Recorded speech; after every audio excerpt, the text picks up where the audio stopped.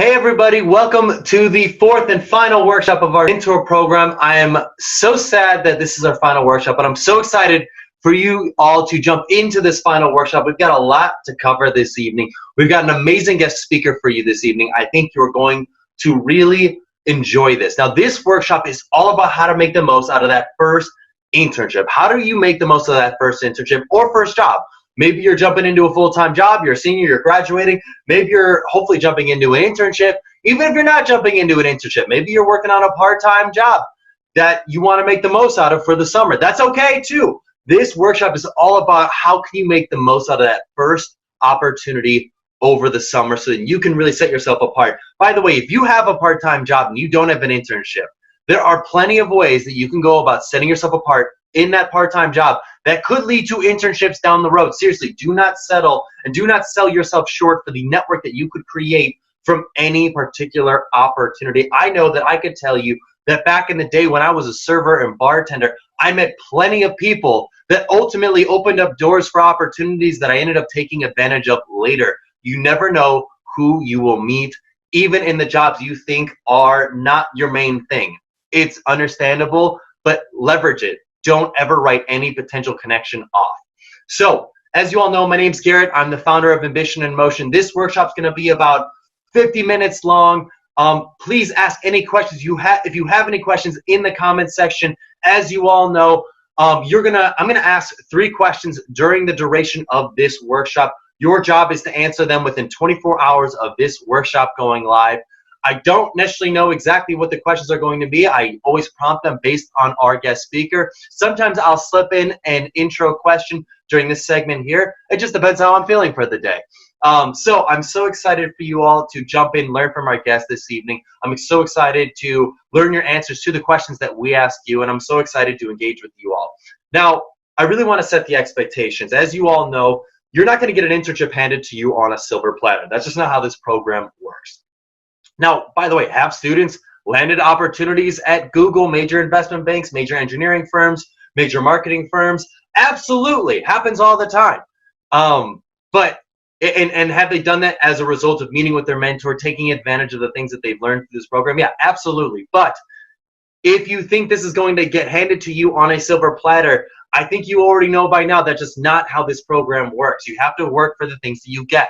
Now, this platform can be a springboard for you to get to where you want to be. Leverage this as an opportunity to really launch your early career path. Absolutely, yes. This is something that can really do make a huge impact on you getting to where you want to be. But this is not a handout. This is not something that is just given to you. This program could be critical to you really setting yourself apart compared to your peers.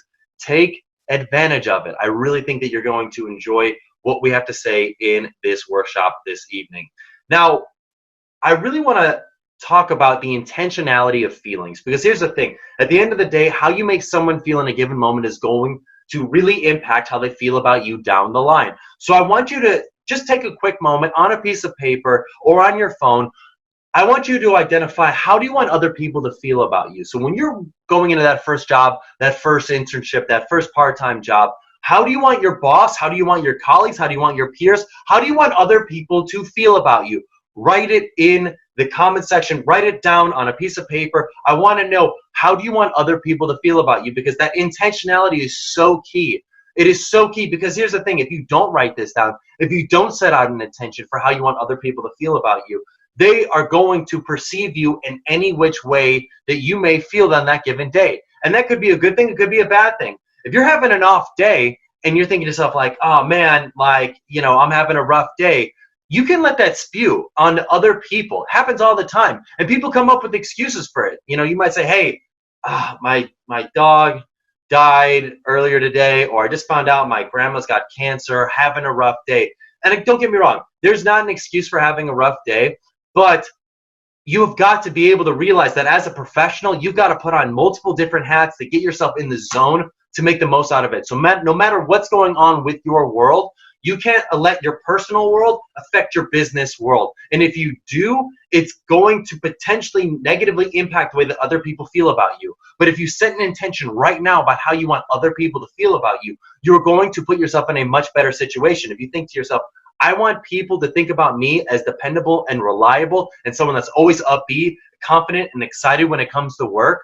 It doesn't matter what's going on with your outside world. Even if the worst thing could have possibly happened in your outside personal world, if you set yourself an intention right now that that's how you want other people to feel about you, when you come into work, you're going to straighten yourself up because you've already identified, I don't want people to feel sad, bad, or like that I'm a charity case because I've got other things going on in my outside world. You want other people to feel like you are a rock, that you are someone that they can go to, that you are someone that's always showing up professionally.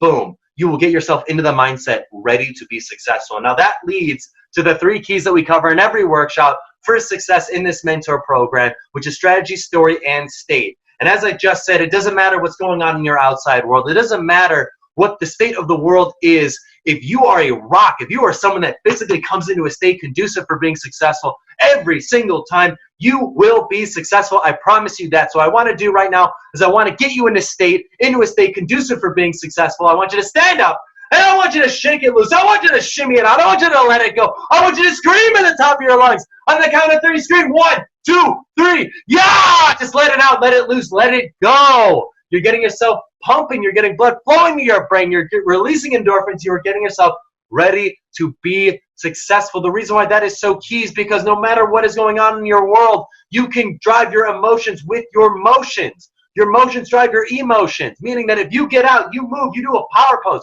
you get crazy, you can get yourself in a state conducive for other people wanting to be around you. You can get yourself feeling good, even if you don't want to feel good. Even if you think to yourself, I just want to remorse for a little bit. I just want to be sad for a little bit. You can be sad on your own time, but when it comes to work time, you step your game up. And the way that you step your game up is you get your emotions and you turn them into positive emotions. I can tell you that right now. Even when you don't want to feel on your best self, your emotions can get yourself into an emotional state conducive for being successful, even if it's only for a temporary period of time. I promise you, your emotions, getting moving, getting running, getting going, getting just shaken out, will get yourself successful. And that will be a huge catalyst for you being successful on the job, standing apart from other people. Because everyone else is going to wonder, like, man, how are you able to stay upbeat, positive, just like a go-to person every single time while other people are taking sick days or just having off days? And you can tell, everyone can tell. It's because you are making an intention to be that way before you come into work every single day. It's critical. Now, the next key is your story. What's the story you tell yourself? Now, that's a big point of the intentionality. What is the story you tell yourself for why you're going to be successful?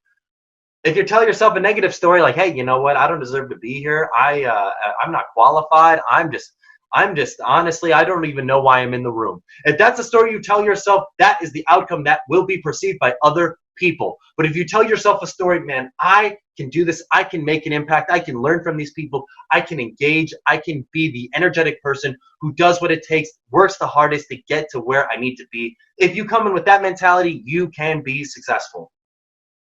Now, the last key is your strategy. What are you going to do to make sure that you set yourself apart from your peers? Now, there's a few things that we talk about with our guest speaker, but there's a few things that I would love to discuss with you right now. The first one is what is focal is causal. This is popularized by the work of Dr. Robert Cialdini. Essentially, what it means is that whatever is seen is perceived, which means that it is all optics. By that, I mean, if your supervisor, if your boss, if your CEO sees you showing up early for work, working hard on projects, taking initiative, they will attribute the success of the entire intern team to you. But if they see you on your phone, on social media, doing something lazy, just doing things that are not, like spreading gossip at the water cooler, not working when you should be working, anything that could be perceived as negative, if they see that, they will perceive that just as likely as they do the hardworking stuff. So it is really critical that whatever people see about you, whoever you want to make sure that you impress, that they see the type of person that you want to portray, and that they do not see the type of person you do not want to portray. You will think to yourself, man, I wonder how does XYZ person get promoted over another person? I can tell you how. It's that they are seen doing good work while the other people are not seen doing good work. Make sure that you're seen doing good work. In fact, what I always find the most interesting about this research of Dr. Robert Cialdini is its extrapolation to other areas of life, specifically as, you know, I don't know if any of you all are holed up right now for coronavirus and sitting inside watching television, but what he's observed in his research is that when cameras, especially in police interrogations, are facing any particular person, whether that be the police officer or the suspect, when the camera is facing the person, one particular person, a jury is much more likely to attribute negative feelings towards that person if the camera is facing them. So if the camera is facing a suspect in an interrogation, the jury is much more likely to attribute guilt on the party of the suspect than they are to think that the cop is asking leading questions, trying to get an answer that may not actually exist.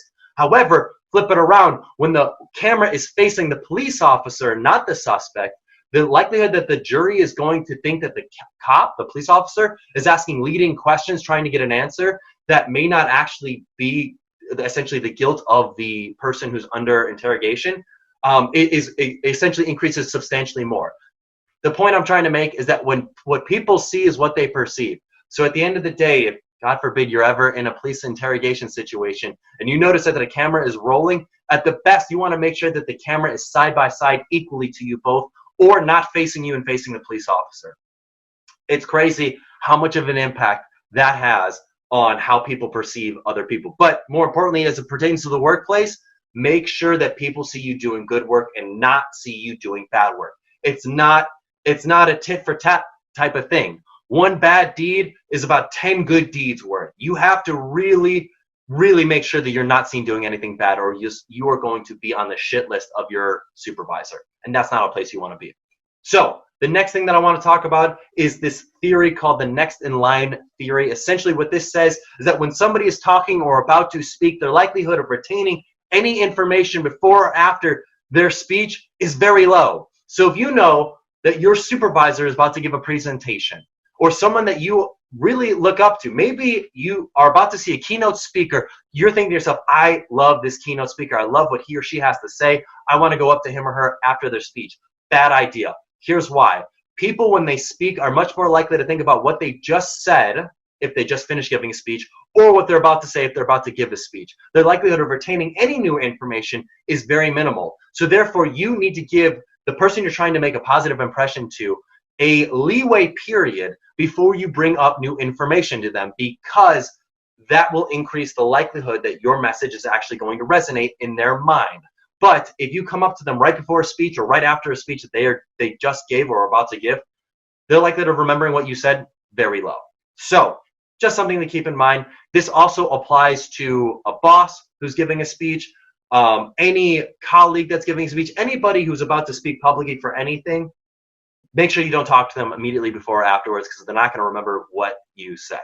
So the last thing that I want to touch on is this concept called matching and mirroring. This is a great key for building rapport in the workplace, especially for someone who's got negative body language. So I think we've touched on this before in the past, but you should not have your arms crossed when you're at the workplace. It conveys that you're closed off and that you're not open to learning new information. But there's a lot of people that have bad body language in the workplace. There's going to be a lot of people that will cross their arms to you. Can you cross back? The answer is yes. And I know this might sound crazy, but people feel a subconscious connection to others that they are similar to. And this can be in your mannerisms and your speed of speech. Not your dialect of speech, but your speed of speech. So if somebody has a very thick Southern accent and you try to emulate that Southern accent, but you don't actually have a Southern accent, they're going to sniff that out immediately. It's going to be perceived as inauthentic. But if someone's talking really quickly and you're saying, I'm going to work on that, boss, I'm going to make sure I get that done, I'm going to work on it right away, they're going to think to themselves like, man, here's a sense of urgency, someone who's really with it. That's awesome. But instead, if you respond by saying, yeah, boss, I will get to it, and I will make sure that I get those assignments complete, they're going to be thinking to themselves, what the heck is wrong with this kid? Like, what does he not like get it? The sense of urgency? It's crazy how your speed of speech is actually perceived so similar together. So if you notice that someone talks really quickly or really slowly, following their speed of speech, matching and mirroring their speed of speech can actually help you build rapport with them. The other key is other body language. So like I said, crossing your arms. If someone's playing with their chin, you can play with your chin. Don't try to be overly obvious about it, but you can do it subtly. So if someone's playing with their ear, you can play with your ear. And I know it may sound crazy, but you can try this with a friend who's never heard this before. Go up to them, see if they've got any mannerisms. Maybe they're using their hands like this a lot. Emulate those hand gestures, and then all of a sudden introduce a new gesture. All of a sudden, maybe start playing with your nose. It could be any gesture, honestly. Start playing with your nose. Do it. First, emulate their hand gestures for about 5 minutes. Then introduce a new gesture. Watch what happens. They're going to start playing with their nose. They're going to start emulating the new gesture that you have now introduced. It's crazy. It's fascinating how it works, but it builds rapport between other people in the work environment. I think those are some really critical tips for you to know. The last thing that I want to leave you with is the 30 and 90-day rule. The 30-day rule is for an internship. When you first get into an internship, this is, by the way, a Fortune 500 CEO taught me this tip. And that was, when you first go into an internship, meet with your supervisor and ask him or her the question, what did the best intern you ever have do to set themselves apart? On the very first day, ask that question. They're going to tell you exactly what they want you to do to set yourself apart. For the next 30 days, go ahead and do it. Don't complain. Don't ask questions. Don't share any professional goals you've got for yourself. Just go ahead, put your head down, work hard. After 30 days, you have built credibility with this person. You can then say, hey, boss, would you be open to having a conversation? I would love to share with you some of my professional goals. Boom. That's where you share some of your professional goals. That's where you say, hey, I'm interested in connecting with people in these areas or these types of fields or these types of industries. And because you've earned credibility, they will help you get there. Why? Because you've earned that credibility. But if on day one you ask for that and you've earned no credibility, they're not going to do it. Or if they do, they're going to only do it on a light version. You're not going to get the full force of how they could possibly help connect you. That is something that's really critical. 90-day rule is the exact same thing, but for a full-time job. You get a little bit longer to really build that credibility with your supervisor and your employer. So those are key tips. The last thing I want to just really mention is really starting to help you get into a routine. I know that the best way to learn anything is to actually teach it. So what I want you to do is I want you to find somebody. This could be a friend. It could be a peer. It could be a classmate. It could be anybody. Teach them something that you learned in this program. Teach them anything you learned in this program. We know that students who tell at least, we know that students who tell at least 20 people something that they learned in this program, that their likelihood of landing the job, the internship, getting to a graduate degree increases exponentially. We know that the more people a student tells, the more likely they're able to do that. What we've identified as 20 is that magic number. And this doesn't necessarily have to be you teaching them a full seminar of anything we taught. It could be literally you bringing up casually in conversation, like, hey, I learned about this thing called matching and mirroring. It's really fascinating. Boom, that's it. That's one person. Or multiple people if you're in a group. But what we've learned is that the more people you tell, the more likely you are actually going to retain this information, the more likely you are going to actually apply it into your professional life, and the more likely you are actually to achieve the goals you have set for yourself professionally. It's crazy how it works. It's a network effect. It really does make an impact. So I want to challenge you that after this workshop, you go out, you identify a friend, you teach them something you learned in this program, and its likelihood of sticking increases exponentially. I really want to challenge you to do that. This is our final workshop. I'm really excited for what you are able to accomplish over the summer. I would really encourage you to be in the program next semester. You're going to get a new mentor. We're going to have new speakers. We're going to talk about new content. I think you're going to really enjoy it and really springboard your career into another level. I think you're going to really enjoy that. Thank you all for being here. Have a wonderful rest of this workshop. I look forward to seeing you on the next part.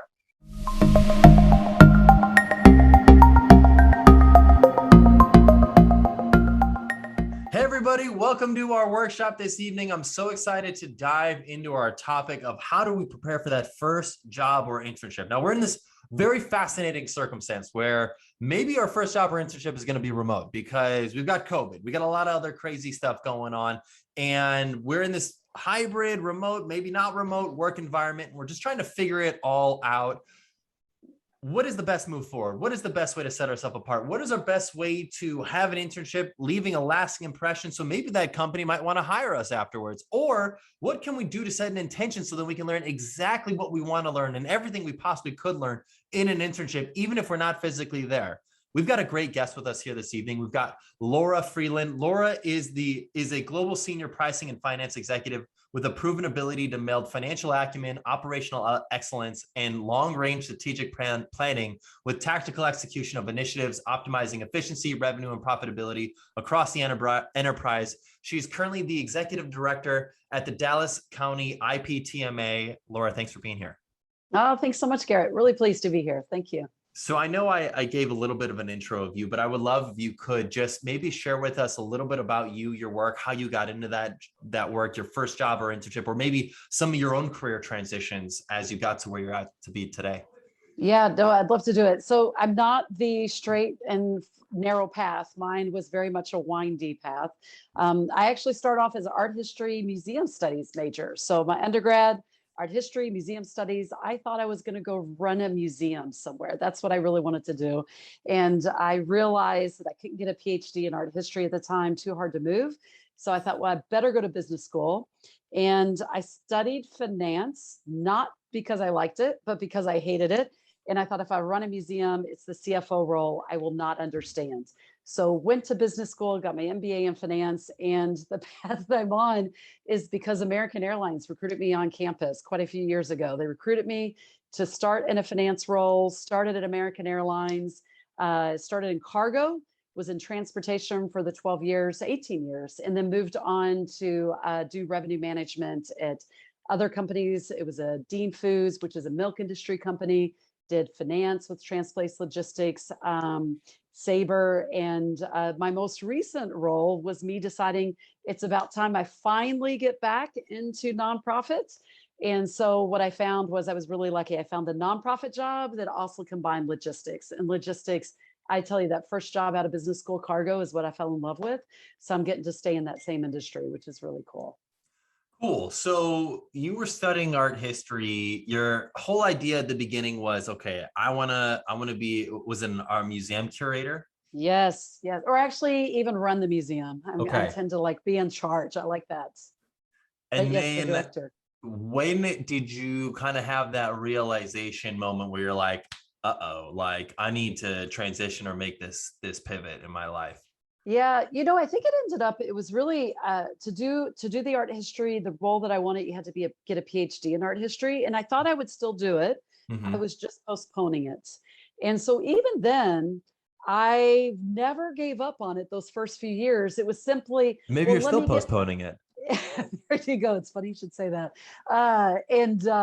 But it really ended up being the case that I thought, well, because I couldn't do the PhD in art history, let me just do the side thing of getting the MBA in finance. And that actually helped because of the museum administration classes. While I was, after undergrad, I worked at the National Gallery of Art, was trying to prepare for graduate school for art history since it wasn't working. Then I talked to a lot of people in the industry to ask them, what did it take to become a director? How would you look at this? And that's when I learned about MBA programs, get a strong MBA degree and something hardcore, and then come back into the museum world. So even then I didn't plan on it. Even when I took the job at American Airlines, Garrett, I told my husband, sweetie, I promise, in 2 years, I'll just get some corporate finance experience and then we'll move back to DC. So that was quite a while ago. So I would tell you that plan, it took a while. And I think it's as you explore other options when you're in your career, you realize one path seems to be fitting nicely into what you want to do better than the other. And so it's being flexible to understand that direct path may not exactly work. I'd be curious to know, I love to ask the students a question real quick. Post in the comment section. How has your path pivoted so far in your life and in your early college career, or even just your early career, in a different way than what you first expected when you first came into college? Post in the comment section. I'd love to learn about that. I love that you just kind of eye-opened just this notion that, hey, what we ended up thinking we would do when we first came into college can change. And by the way, it's okay. It doesn't mean that you have to have an identity crisis. It doesn't mean that we are automatically failures because we learned that, what we thought we wanted to do that was really cool isn't what we ended up, what we thought it was. It's just part of the learning process. If I can put in a plug right now, I looked this up before we spoke, because this is what I give to all of the folks that go off to college, they graduate. This is my gift to them. It's called The Adventures of Johnny Bunko, the last career guide you'll ever need. And this book is fantastic. One, it's fun because it's manga, so it's very fun style, but there's 6 rules he has. And his very first rule is there is no plan. So this idea of you think you have a plan, there is no plan. And I just absolutely love it. And his other ones are fantastic as well. It's think strengths, not weaknesses. The third one is it's not about you, meaning don't look so inward, look outward to your customers, your boss. The other rule, the fourth one was persistent trumps talents. Fifth one was make excellent mistakes. And then sixth one was leave an imprint. So I would like to think that as I've done all my different jobs, those are the 6 rules I've really tried to live by. I'd love to dive deeper into that. I think that that's great advice. That's great wisdom. That's great insight. I think that's incredible for any student that's in the process of taking on that first job or internship. So I'd love to dive in. So really, what is the point of an internship? In your assessment, now that you've experienced both real work and jobs and experiences as a student, when you're going into this, what should, I know that we're trying to minimize expectations, but what should at least some semblance of an expectation be for that first job or internship? Yeah, I think that's a great question, Garrett. And I would look at it both ways, right? What's the expectation of the intern to get out of that internship? And then what's the expectation that that company has of you as their intern? For me as the intern, when I did my internships in business school, it really allowed me to, a couple things. One, figure out what my strengths are. What sets me apart from the other folks in that role? When I'm doing the same finance role and or marketing role that other people are doing, how do I do that same role a little bit different? So these internships really help you to figure out what is special, what is my strength. Not that it makes me that much better than everybody else. It helps me to identify what I do differently. I think that's really important. It helps you figure out what you do like. Man, I found out accounting, not really crazy about it. Found out strategic planning is what I really like. So I think that ability in the internship is such a great opportunity that I may still be in a finance role as I go through other companies, but I discover operational finance is what I like, or finance as it relates to strategy is what I like. So that's the other good thing about internship. It lets you really explore that. But I would also think about when I'm an intern, what is it that the company is looking for me? Presumably, they're trying to figure out, do I want to potentially hire this person after they come out of school? And so it's a chance for them to get a feel for who you are, what your style is, those types of things. They're also looking to find out stuff. You know, you may feel like I'm just an intern, I'm new, what could I bring to this role? They very well could be thinking about, we're marketing to a younger demographic. What do we need to do to appeal to that group? What do we need to do to appeal to that next group of employees that are coming in? What matters to them the most? So always think of it as a two-way relationship. I think it's important. I love that. I think it's easy for students to think about, what am I trying to get out of this internship? But the latter point that you brought up of like, what is the company expecting of me? If I'm a student entering into an internship, now there are some companies that I think do a really great job of being very clear about what the expectations are, but I don't know how effective all companies are with that. If I'm a student, I'm entering in an internship and I'm thinking to myself, I don't really know what my company is expecting of me. How can I go about respectfully sussing that out? Great points. And I think it ends up, one of the things you can do too is even ask whoever the hiring manager was, right? Somebody gave me great advice, and this is beyond internship. This is every job. Ask your hiring manager, why did they select you? And I think they might have clear expectations for an intern, but it also helps you to get a feel for what their expectations are of you. They may have hired you because you have a certain skill set you bring. So that's something you want to really highlight in that internship. So your hiring manager is one.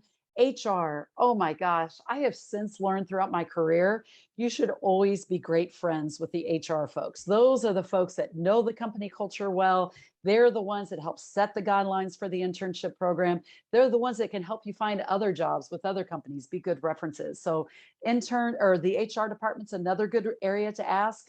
And then the senior leaders, the nicest thing you get to do as an intern is you get to meet anybody and everybody. All you have to do is say, I'm an intern in the program.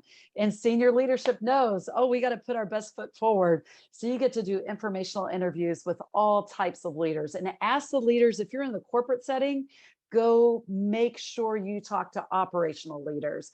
And if you happen to be in the field, make sure you talk to corporate folks. So it's just that you just get free reign to talk and ask those questions. And, it could be your manager has one expectation of the internship, but what does a senior leader have versus the field? And, there's a lot of, not discord. There's not a lot of teamwork often between operations and corporate. If you're going to have any kind of silos between those two groups, can you imagine as an intern, if you're the one to break down those silos and start talking to other groups? Boy, that's an impression you can really make on a company. And I think that's really cool. And I love the angle that you come from, because as the intern, you could play ignorance, you could play naivety, you could play, hey, I don't know any better, but I might as well reach out to the CEO of the company. I might as well reach out to just the entire C-suite level team. Because one, if nobody else is doing it and you as an intern are willing to reach out to the entire executive team and say, hey, I'm an intern, I would love to chat with you. If you got 15 minutes, I'd love to just learn your thoughts, share with you some of the things that I'm working on, and just see how I might be able to fit through the organization. I mean, for you to have the drive to go ahead and do that, I mean, that says a lot about who you are and your character. And most interns aren't willing to do that. So it's a great way to set yourself apart compared to other interns. And the question, even in the question that you asked of like, why'd you hire me? I love that question too, for your own self-confidence, because I mean, as students in school, like we're kind of compared to our peers based on our grades. So I know that there were scenarios where I've worked with plenty of students where they were shocked that they got an internship offer or a job offer. And they're like, man, like, I know John Doe also interviewed for this role too, and he didn't get the role. Like, I know his grades are way better than mine. What the heck? Like, I don't know how the heck I ended up getting this while he didn't. And that's where you can really figure out where you shined in the interview, where other people maybe really dropped the ball. And that's, I think, great guidance and insight for your own confidence levels and perspective. I like that. And don't you find too, Garrett, imposter syndrome is such a common occurrence. And I would imagine, hopefully as you get older and more experienced, you feel less of it. But certainly with an internship coming out of college, that's probably when you feel that imposter syndrome the most. And boy, I tell you, as the art history student coming to American Airlines, nobody else looked like me. And I definitely felt like I had that imposter syndrome. And I finally realized, and it took me so many years later, so I hope these folks learn from my mistakes and figure this out so much quicker. I had so much to add. And it was ironic you said that, Garrett, because I remember one of my classmates, he was the one who wanted to work for the airline. He was the one that was applying to every single airline. I didn't even apply for it. They asked me to interview. And when I asked the guy who interviewed me the first time later, and it was years later, I'm like, Glenn, why the heck did you interview me? He's like, Laura, every one of those candidates looked exactly the same. He said, I was really intrigued. What would you bring to this role? And I thought, worst case scenario, if she's not a good fit, at least I had an interesting interview. So I think you can have imposter syndrome. And the more you ask that question ahead of time, then you quickly drop that imposter syndrome, which you need to do to be impactful for the company. I love that. It kind of reminds me of my best friend's mom's story. She actually got her PhD in art history. Oh, get out. And she just happened to be in like the career advisor's office at the moment that essentially a major bank was doing interviews, and a gentleman who had an interview essentially was bailing and like just didn't show up and didn't tell the interview that I wasn't going to show up. He just told the career guidance. He's like, I'm not showing up. I got an offer, so I'm not going to show up to the interview. And so they're like, this is going to look really bad if we don't have anybody to join the interview. So, they went up to my best friend's mom and said, Judy, could you go and just do this interview? And now she's like a senior level executive at Chase Bank. Oh, I love it. It's crazy. It's so the point is like that stuff absolutely rings true. Because she was different. To your point, she was totally different. But let's talk about that for a second. Let's talk about that fear of failure, that fear of falling flat on our faces. What is your advice for students that are afraid to fail? Oh my gosh. It is hard, right? It's hard to fail.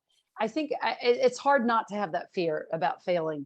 Well, maybe let's start with, where does the fear of failure come from? Boy, that's a tough one. I think so.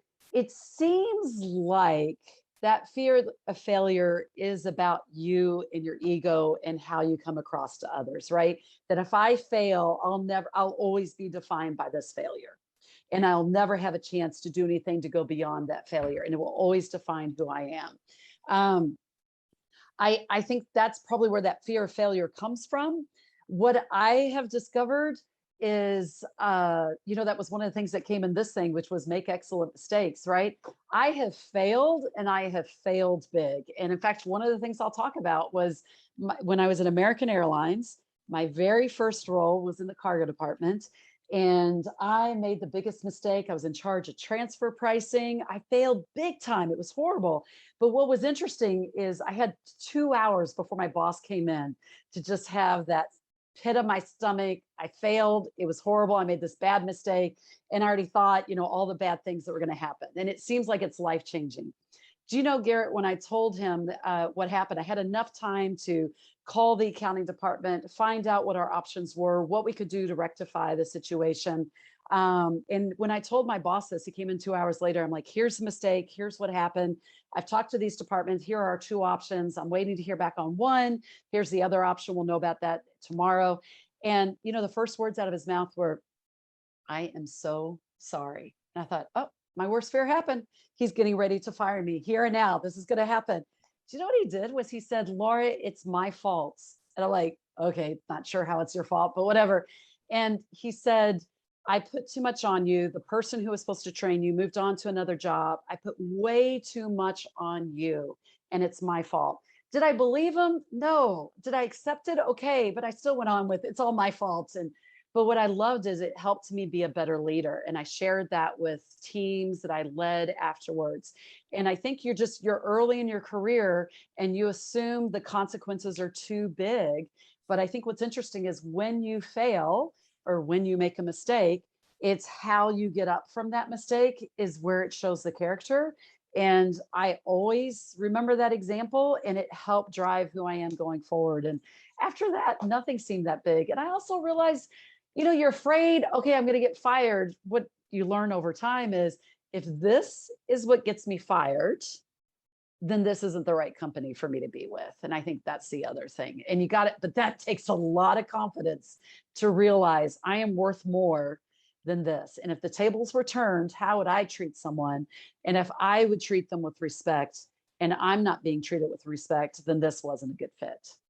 It's hard to say. That's a great story. I love that story, Laura. One, that's great leadership on your leader's part. I think in all scenarios, if you're a student watching this and you're in a scenario where something goes down, especially if it's early on in your career, a sign of a truly great leader is one that will take accountability. Even though you think it's all your fault, like there's nothing this leader could have done. Like at the end of the day, there's this notion, there's this leadership philosophy of just radical accountability. Simon Sinek wrote this book called Leaders Eat Last. And part of that idea is just this notion that as leaders, it's our job to take care of those in our care, which is our direct reports, which is our team. And if one of them makes a mistake, it's our job to say, hey, I own it, because if I had done a better job of teaching you, the mistake wouldn't have happened. And therefore it's my fault. And it's, let me take accountability for it. And then on the flip side, when good things happen, they dole out praise. They give you praise. And so I guess if you're in a scenario where you're at work and you've got a manager who always hogs the attention when something good happens, doesn't dole it out to the team. And then when bad things happen, they point fingers and they point blame to everybody else. That's probably a sign of a bad manager and probably a sign that it might not be the right fit to be there, because it's going to be miserable long-term with that person.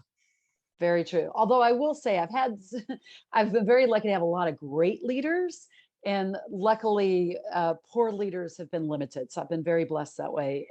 But one of the things I will say, one of the last leaders I had, very dysfunctional, very stressful situation to a whole new level, very little strategy changed from hour to hour, forget from day to day, it changed from hour to hour.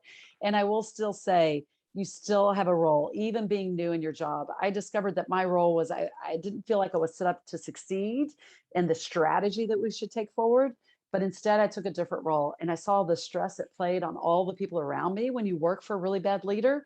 And then how can you step up just as a team member? You're not the leader, but you're the team member that brings up, that reminds us, hey, we're going to get through this. Mine was Death Quotes. It's a great app that talks it tells you 5 quotes a day, and they're just kind of good life lesson quotes, even though it's called Death Quotes.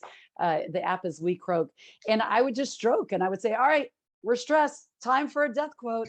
And people would just laugh. They're like, oh no, not this again. But just sometimes bringing levity to the group, breaking that stress. People need it. And when you're new to the company, sometimes as an outsider, you're the first to see, man, this is crazy. What am I doing here? But then that's when you can step aside and bring levity, bring community, bring teamwork. That's even more so. So even if you have a bad leader, there's a lot you can do as a team member. So 2 questions on leadership and impressing bosses and that sort of thing. Like if there is a scenario where you did something that you thought was the right thing to do and your manager disagreed, at what point, to what extent do you kind of like say, I'm going to stand on this platform because I think you're really off, versus you say, hey, you know what, I learned from it and I realized I made a mistake. Like, when do you determine, or how do you determine when to stand your ground and when to say, you know what, my bad, I didn't realize that, and I'm more than happy to own this mistake? Like, how do you know when is the right appropriate situation for which? One of the things I try to do, Garrett, is I always try to look at it kind of separate from myself and the individual I've worked for, and more about what's best for the company. And if I use that as my guiding principle, what's best for the company, well, then often what's best for the company is what's best for me as an employee too, right? So that helps me take care of myself. And I think it ends up being, if there's something I feel very, very strongly about, then I come back to what's best for the company. If this is something that the CEO, if they knew this is the dilemma we had and we had the potential to avoid a huge mistake or a huge cost, then I think it's one I would press harder with my leader. If it's another one, to say, you know what, 2 answers. Is mine probably a better answer? Yeah, I really think it's a better answer, but what are the consequences if we go with the leader's perspective? That helps too, right? What are the consequences? But I do think when you approach your leader, I'm big on asking questions. If I really disagree with the approach they're going with, then I really do make a point of saying, I feel strongly for these reasons. It's a good chance to ask the questions. Is there information you can't share with me that I've just got to accept it? Is it, I think there's ways to ask questions of when there's disagreement, and maybe you don't get to do it for that particular issue at that time, Garrett, but you might follow up with your leader or those around you. How are decisions made? Maybe that one-on-one isn't the right place, but it's putting together a presentation that's then sent to the such and such committee that then gets escalated. There might be a process. And so that's a chance to say, I understand from your boss. It doesn't mean you agree, doesn't mean that you think they're right, but you can say, I understand. And if you feel like the consequences aren't too terrible to go ahead and push too hard, then you use that as an opportunity to ask questions and figure out, how do I make sure my point gets across the next time? And I've even done that sometimes with my managers. It's easier to do it early on. That can be one of those informational conversations you can have with them. How are decisions made? What is a good process? And you see other people who are getting their proposals approved. Ask them, how are you getting it approved? What have you done? And maybe it's other leaders that are with your manager, peers to your manager, asking them, how do you get decisions made that might be controversial? Or if I wanted to push forward an idea that's not on first glance makes sense. Sometimes even going to a peer of your boss, not to throw them under the bus, but to ask, what's the process? That's true, but it's so interesting. I feel like there's so often scenarios and situations where I don't know, companies and leadership just have their heads up their butts. Like that sort of thing happens. I mean, I even think about, I don't know if you saw this in the news. There was a gentleman who was working at a major paint company. And what he would do is he would take different types of paints and mix them together to create cool artistic like uses of the paint. And what he would do is he'd pay for the paint himself, and then he'd make a bunch of TikTok videos of it. Oh, cool. And he got like millions of subscribers and followers and stuff like that.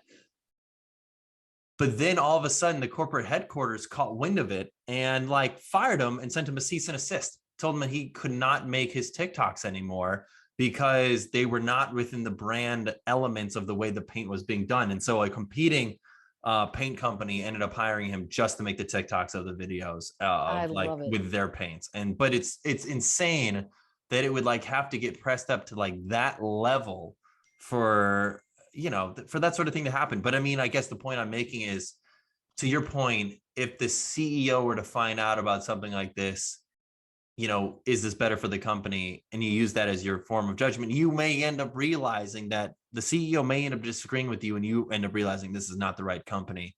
And unfortunately, most people are not on a platform where they've got 15 million followers, where if they say, hey, this is what this company did to me, that it becomes an outrage. You might not have that kind of following to that kind of platform to do that. But it is fascinating, that sort of situation. I think you're right. And I think, but one good thing that can come out of this is understand the decision-making process in your company. So the different companies I've worked at, they're very different at each one. One company was very, very analytical, and it was all about your PowerPoint presentation. Another one was all about who you got as influencers to agree with your ideas. And so I think as you can figure out how are decisions made, that example you just gave, sometimes it's basically saying, it's not, here's my opinion, but here are the facts. I think I've always been lucky that a lot of the companies I work for, it's the facts.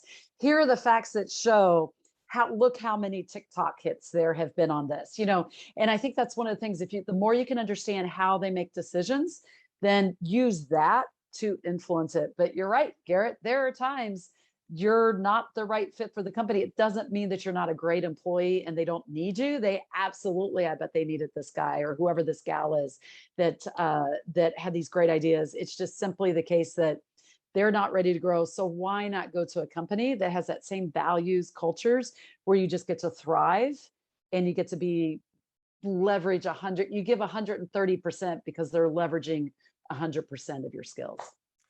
I'd love to ask the students a question real quick. Post in the comment section. How would you handle a disagreement with your boss? What would you do to kind of rectify a scenario where you feel one way, your boss feels another way, and you're trying to just kind of rectify that situation? How would you handle it? Post in the comment section. But on this topic, is it important to try to impress your boss? Impress? I don't like the word impress. I think one of the things that's important to know is what are the goals of your department. Hopefully if you've got a good boss, that individual knows what the goals are for that department. And what you're doing is you're contributing to those goals, right? So you're making an imprint that basically is improving the team, improving the outcome of the results, improving your role. So anything, I think it's less about impressing and more of aligning your goals, hopefully with your boss's goals that are very healthy and they go up to the corporate goal, right? I think that's what's really important. I think the other thing is be a different voice. Presumably your boss, she or he, did not hire you to be a duplicate of them. They hired you for another skill set. I think the role that I often play in a department is the voice of the employees. That was one of the things in this role before I was here at the Inland Port. It was being in the Middle East for a Middle Eastern airline, and really being the voice for, it was very hierarchical there. It was a very different culture, a culture of fear sometimes. And so mine was, how do I be a spokesperson for the folks on my team? The head of that division wanted to be much more inclusive, much more people-oriented, but that's not the culture they had historically. And so, there were lots of times that I had to disagree with my boss, but I knew I was hired and I came with facts. They saw me be friends at all levels of employees in my organization. So when I said, hey, here's what I'm sensing with the employees, I could speak with authority because they knew that I had lunch with all level of the employees within my group, which was not the case. So I think it's bring credibility behind you, but impress your boss. I don't like that word. I I think it's shining your skills and helping your boss meet their goals and to help them shine, not for them to take credit, but for the group as a whole to succeed. I think that's key. Well, I guess maybe put another way, how important is it for your boss to observe you doing good behaviors? I mean, I guess kind of leaning into this, there's this research by a guy named Dr. Robert Cialdini. He talks about this concept that what's focal is causal, which just means essentially what you see is what you perceive.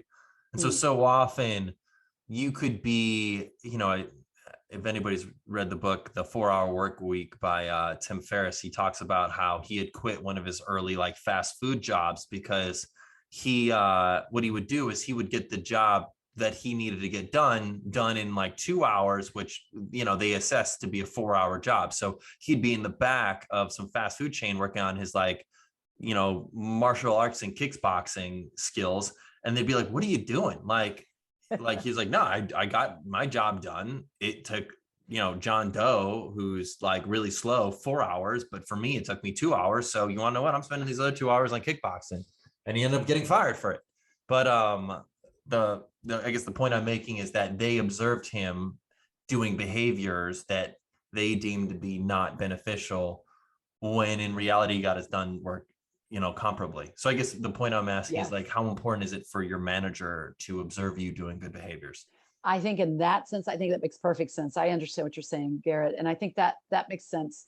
And I think it's understanding, it's another chance to have that dialogue with your boss, right? What you're working on, how you do the work, how you interact with your teammates. I think it's very important to allow your boss to see what you do well. And sometimes it's storytelling on your part, right? How do you report back to your boss, not only that you got the work done, but what are you most proud of and how you got the work done? Why do you think it's above and beyond what someone else might have done, or a different approach?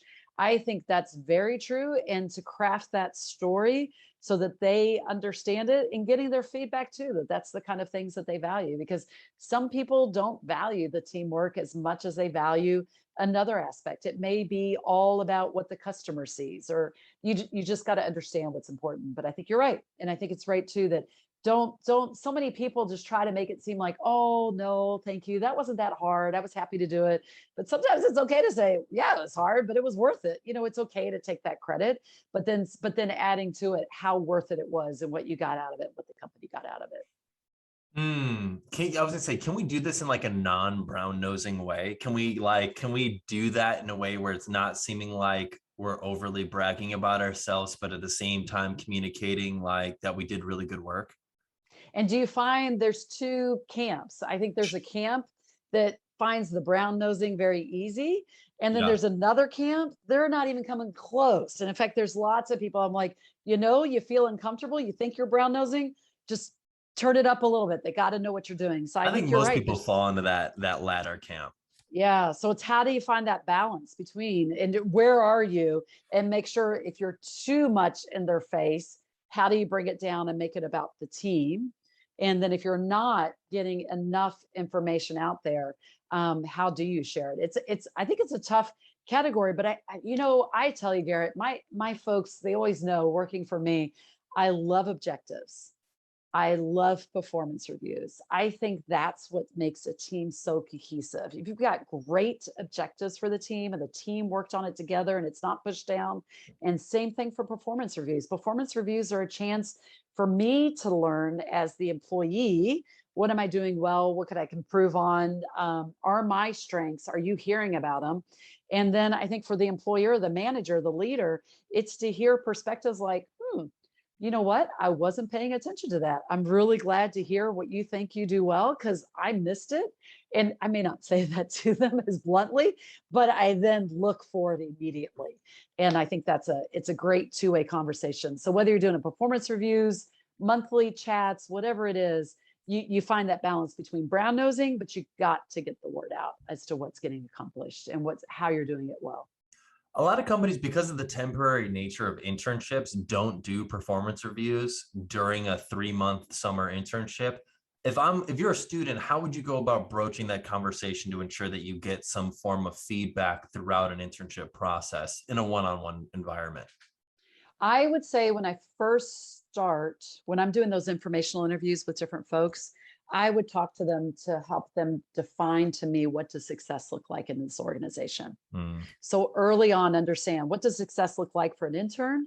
What does success look like for a longer term employee? What, just in general, who does well here and how do they do well?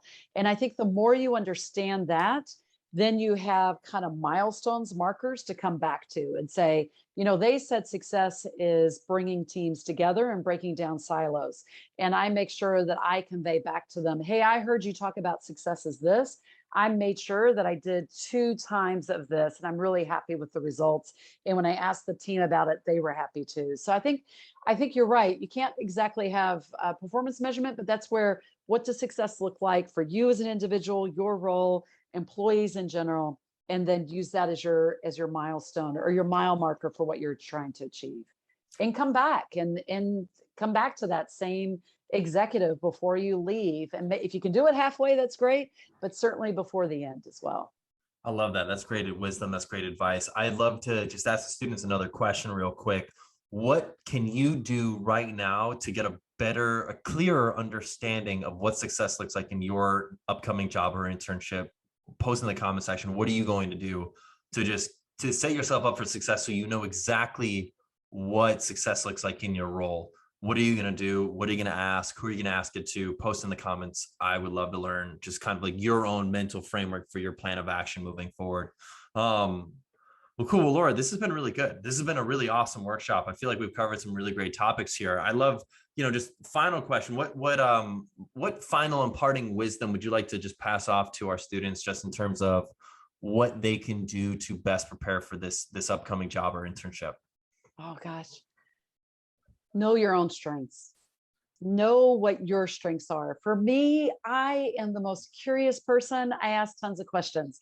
So you notice a lot of my answers about how to address the internship would play off of my strength. I'm curious. I want to understand the answers to these questions. And I'd use the internship as a way to learn more. So I'm curious, be curious.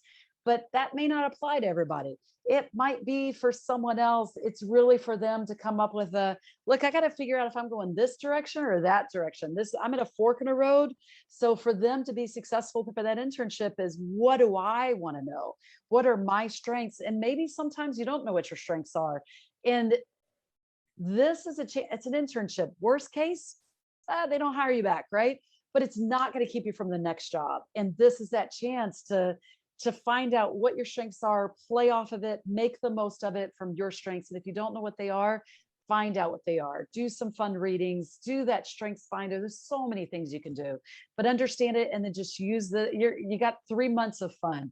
So why not enjoy it and do what you love? And if it is a failure of an internship and like, man, that was not good for me, you still got something, even if you didn't meet their success criteria. Did you meet your own success criteria? For me, it would be curious, learn, and of course, I'm going to learn something. For someone else, it might be, I now know what I don't do well. Then that helps you narrow down what your strength is. Just think about yourself that way, and that's have fun. That's awesome. I love it. I love the curiosity tip. I think that's probably one of the best strengths anybody can possibly have. It's just being genuinely curious. Yeah. Well, cool. Well, Laura, thanks for being here. Final question. How can our students learn more about you? Are you okay with them connecting with you on LinkedIn? Oh, I'd be happy to. You can find me, Laura Freeland, on LinkedIn. It's Freeland. You'll see my career has meandered every which way. It's funny you should talk about the museum. I just saw the job that I always thought I wanted in a museum pop up, and I'm like, oh, I'm having too much fun. I don't want to do it. This is really good. So happy to reach out. I love talking to other folks and happy to use my connections to help others. So they'd be more than happy to reach out to me. Amazing. You're awesome, Laura. Thanks for being here. Students, thank you all for being here. Have a wonderful rest of your evening. See you, everybody.